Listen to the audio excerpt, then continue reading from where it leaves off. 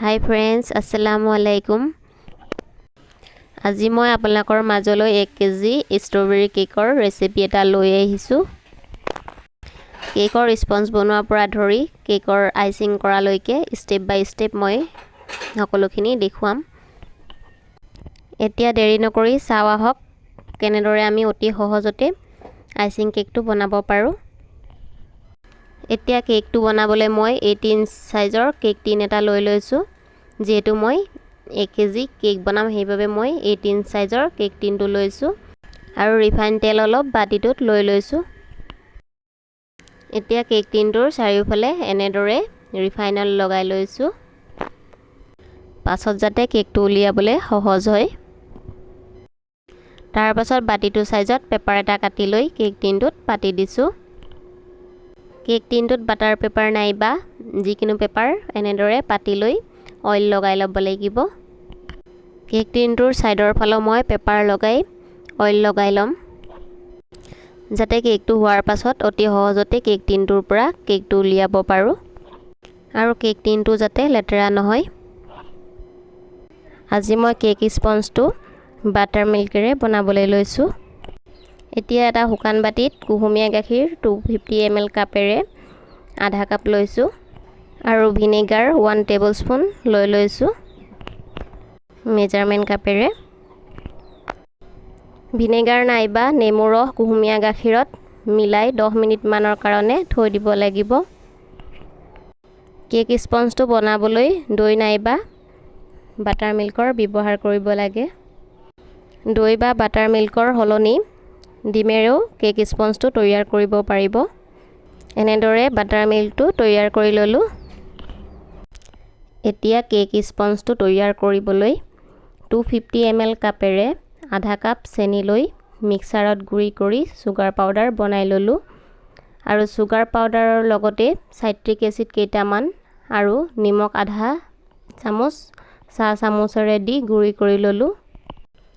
এইকেইটা হল সাইট্ৰিক এসিড, দেখিবলৈ চেনিৰ নিচিনা। ইয়াৰ পৰা ইমান কেইটামান মই চেনিৰ লগত মিলাই গুৰি কৰি ললো। সাইট্ৰিক এসিড দিলে কেক স্পঞ্জটোৰ পৰা ময়দাৰ গোন্ধ নাহে আৰু নিমখ দিছো টেষ্টটো বেলেন্স হ'বৰ কাৰণে। কুহুমীয়া গাখীৰত ভিনেগাৰ মিলাই 10 মিনিটৰ কাৰণে থৈ দিছিলো। এতিয়া 10 মিনিটৰ পাছত বাটাৰ মিল্কখিনি তৈয়াৰ হৈ গ'ল আৰু এতিয়া শুকান বাটি এটাত ঢালি লৈছো বাটাৰ মিল্কখিনি। এতিয়া বাটাৰ মিল্কৰ লগত সুগাৰ পাউডাৰখিনিও এড কৰি লম চেনি গুৰিখিনি আৰু চেনি গুৰিৰ লগত মই সাইট্ৰিক এসিড মিলাই আৰু নিমখ আধা চাহ চামুচ মিলাই একেলগে গুৰি কৰি লৈছিলো। এনেদৰে চাকনি এখন পাতি মই চেনি গুৰিখিনিও ভালদৰে চালি লৈছো যাতে ভালদৰে গুৰি নোহোৱা চেনিখিনি মই আঁতৰাই দিব পাৰো। এতিয়া বাটাৰ মিল্কৰ লগত সুগাৰ পাউডাৰখিনি এড কৰি লৈ 1 মিনিট মান ভালদৰে সুগাৰ পাউডাৰখিনি বাটাৰ মিল্কৰ লগত মিক্স কৰি ল'ব লাগিব। এতিয়া মেজাৰমেন্ট কাপেৰে 1/4 cup refine oil butter milk আৰু সুগাৰ পাউডাৰৰ লগত এড কৰি ল'ম। বাটাৰ মিল্ক অলপ এতিয়া থৈ লৈছো, পাছত এইখিনিও এড কৰি ল'ম। এতিয়া ৰিফাইন তেলখিনিও চেনি আৰু বাটাৰ মিল্কৰ লগত ভালকৈ মিক্স কৰি ল'ব লাগিব। ৰিফাইন তেলৰ হলনি ৰুম টেম্পাৰেচাৰত থকা বাটাৰো ব্যৱহাৰ কৰিব পাৰিব। মই ৰিফাইন তেলৰ ব্যৱহাৰ কৰিছো। এতিয়া আকৌ চালনীখন পাতি লৈ 250 ml কাপেৰে 1 কাপ ময়দা লৈছো 1 কেজি কেকৰ কাৰণে। 250 ml কাপত 110 গ্ৰামছ ময়দা আছে।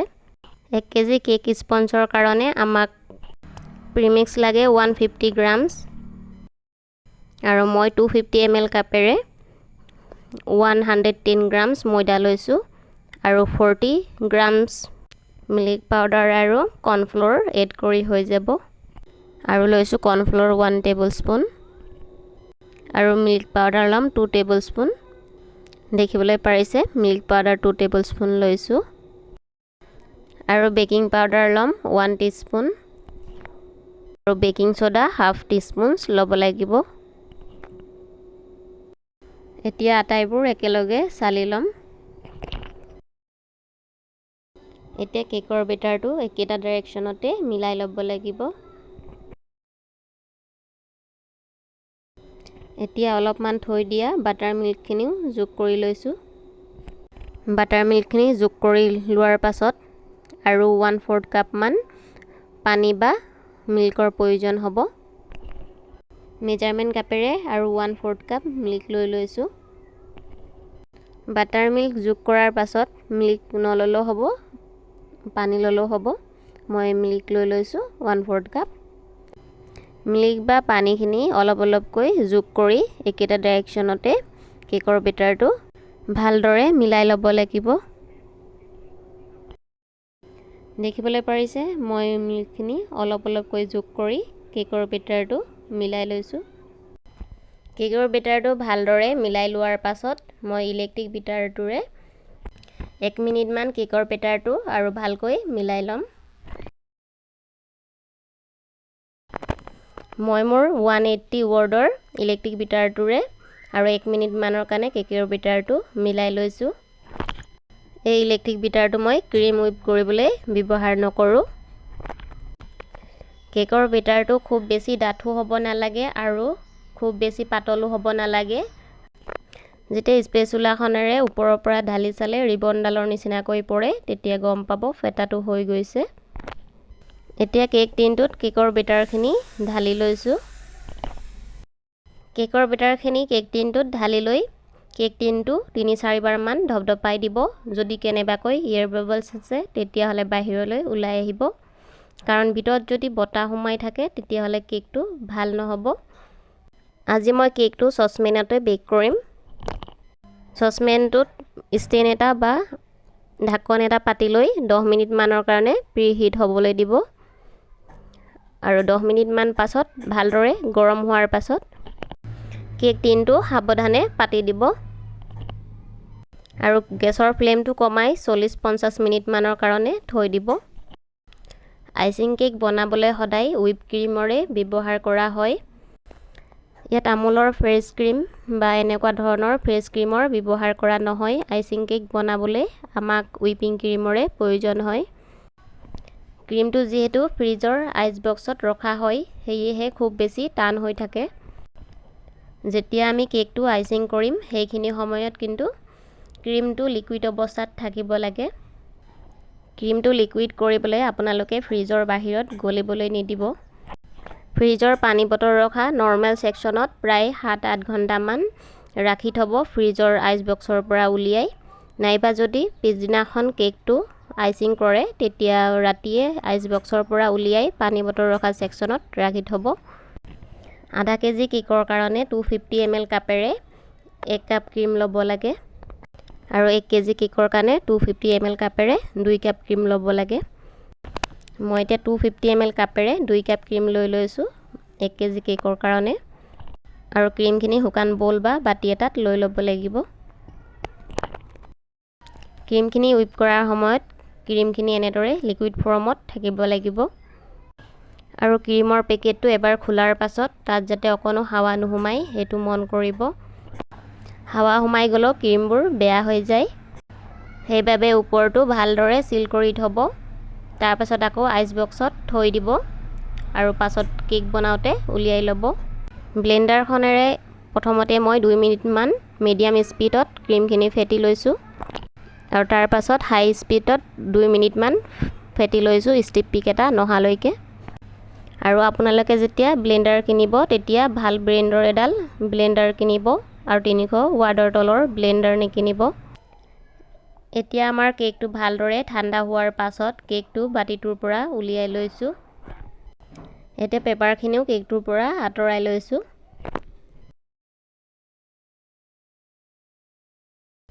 দেখিবলৈ পাৰিছে কেকটো খুবেই কোমল হৈছে। এনেদৰে সঠিক পৰিমাণত কেকটো বনালে খুবেই ধুনীয়া হয়, অলপো বেয়া নহয়। এতিয়া মই টাৰ্ণ টেবুলখনতেই কেকটো লৈ এখন নাইফৰ সহায়ত কেকটো কাটি লৈছোঁ। ভিডিঅ'টো ভাল লাগিলে এটা লাইক কৰিবলৈ নাপাহৰিব আৰু কিবা সুধিবলগীয়া থাকিলে কমেণ্ট কৰি জনাব। কেকটোৰ মাজভাগলৈকে আধা কাটি লৈ মই সূতাৰ সহায়ত কেকটো কাটি লৈছোঁ। কেকৰ ভিতৰখিনি দেখিছে কিমান জালি জালি হৈছে। মানে আমাৰ কেকটো বনোৱা পাৰফেক্ট হৈছে। কেকৰ লেয়াৰ কেইটা একে সাইজত সমানকৈ কাটি ল'ব লাগিব আৰু কেকৰ স্পঞ্জটো পাতল পাতলকৈ তিনটা লেয়াৰটো কাটি ল'ব পাৰিব। মই কেকৰ স্পঞ্জটো দুটা ভাগত কাটি লৈছো। যেহেতু মই ষ্ট্ৰবেৰী ফ্লেভাৰৰ কেক বনাব লৈছো, সেয়েহে মই ষ্ট্ৰবেৰী ক্ৰাছ লৈ লৈছো মালাছৰ। এতিয়া আমি কেকটো আইচিং কৰি ল'ম। তাৰ কাৰণে এখন টাৰ্ণ টেবুল লৈছো আৰু 10 ইঞ্চ সাইজৰ এখন কেক বেছ পাতি লৈছো। এতিয়া কেক বেছখনত অকণমান ক্ৰীম লগাই লৈ কেকৰ এটা ফাল দি ললো আৰু অকণমান সুগাৰ সিৰাপ লাগিব।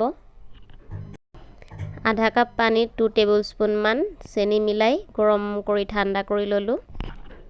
এনেদৰে সুগাৰ সিৰাপ তৈয়াৰ কৰি কেকত এপ্লাই কৰিব লাগিব। তেতিয়া কেকটো খুবেই কোমল হয়। চেনি পানী লগাই লোৱাৰ পাছত ইয়াত ক্ৰীম এপ্লাই কৰিব লাগিব।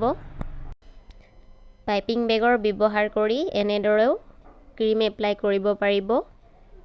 আৰু যিসকল ভিউৱাৰে এতিয়ালৈকে মোৰ চেনেলটো ছাবস্ক্ৰাইব কৰা নাই, সেইসকলে মোৰ চেনেলটো ছাবস্ক্ৰাইব কৰি ল'ব আৰু লগতে থকা বেল আইকনটো প্ৰেছ কৰি ল'ব, যাতে মোৰ আহিবলগীয়া নতুন ভিডিঅ'সমূহৰ ন'টিফিকেশ্যনসমূহ আপোনালোকে পাই থাকে। আৰু এখন প্লেট নাইফৰ সহায়ত ক্ৰীমখিনি স্প্ৰেড কৰি ল'ম।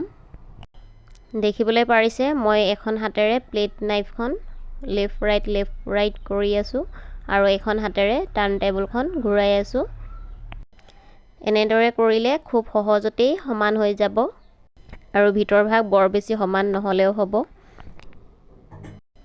তাৰ পাছত ক্ৰাছ যোগ কৰি ল'ব লাগিব। 2 টেবুলস্পুন মান ক্ৰাছ যোগ কৰি ক্ৰাছখিনিও স্প্ৰেড কৰি ল'ম।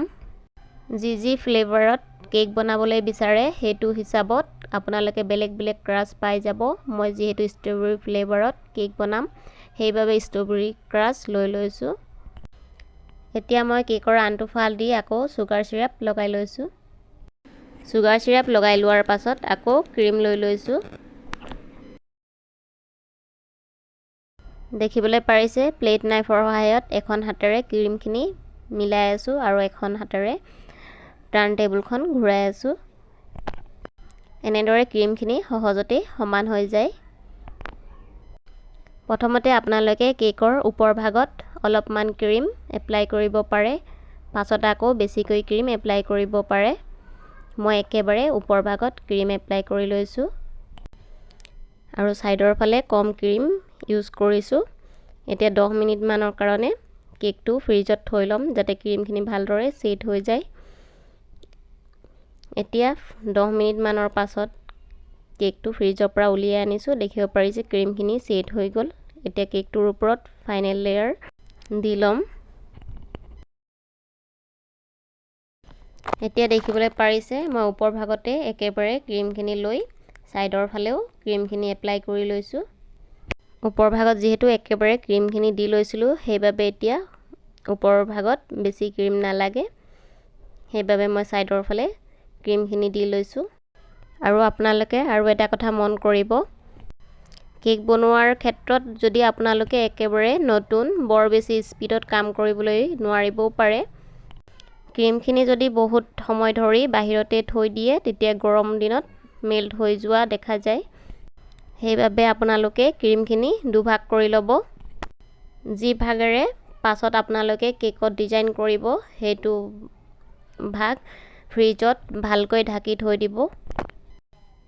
যেতিয়া কেকত আইচিং কৰা ফিনিচিং হ'ব, তাৰ পাছত আনি কেকত ডিজাইন কৰিব আৰু অলপ স্পীডত কাম কৰিব, তেতিয়া ক্ৰীমখিনি মেল্ট নহয়। স্কেপাৰৰ সহায়ত ক্ৰীমখিনি আৰু অলপ মিহি কৰি ল'ম। সাইডৰ ফালেও স্কেপাৰেৰে মিলাই ল'ম। এতিয়া আকৌ স্কেল এপাতেৰে ক্ৰীমখিনি মিলাই লৈছো আৰু সাইডৰ ফালৰ পৰা স্কেল পাত টাচ কৰি গাৰ ফাললৈ এনেদৰে টানিব আৰু টাৰ্ণ টেবুলখন ঘূৰাই থাকিব আৰু সিলিকন ব্ৰাছডাল লৈ টাৰ্ণ টেবুলখন ঘূৰাই ঘূৰাই কেকটোত এটা নতুন টেক্সচাৰ দি লৈছো। এতিয়া কেকত ডিজাইন বনাবলৈ মই শ্বেডৰ জেল বেবী পিংক কালাৰ লৈ লৈছো। লিকুইড কালাৰতকৈ জেল কালাৰটো বেছি ভাল, কাৰণ 2 ফুটমান কালাৰ দিলেই হৈ যায় আৰু জেল কালাৰ এড কৰিলে ক্ৰীমখিনি সোনকালে মেল্ট নহয়। এটা পাইপিং বেগত নজেলছ লগাই লৈ এনেদৰে গিলাছ এখনৰ ভিতৰত পাইপিং বেগটো থৈ লৈ ক্ৰীমখিনি এনেদৰে ভৰাই লৈছোঁ। ক্ৰীমখিনি ভৰাই লৈ এনেদৰে পাইপিং বেগটো ভালদৰে মেৰিয়াই লৈ ভালদৰে ধৰি ল'ব। আৰু 1 m নজেলছেৰে মই ফ্লাৱাৰ্ছ কেইটা বনাবলৈ লৈছোঁ আৰু লিফ নজেলছেৰে লিফ কেইটা বনাই লৈছোঁ। আজি ইমানতে সামৰণি মাৰিছোঁ। আকৌ নেক্সট ভিডিঅ'লৈ আপোনালোকৰ মাজলৈ আহিম।